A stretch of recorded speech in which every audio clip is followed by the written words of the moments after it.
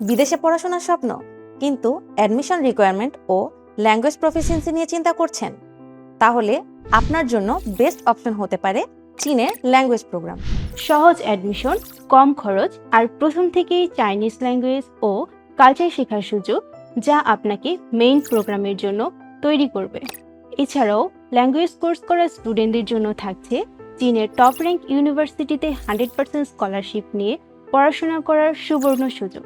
শুধু এখানেই শেষ নয়, আরও পাচ্ছেন প্রি অ্যাকোমোডেশন এবং মান্থলি স্টাইপেন্ডও।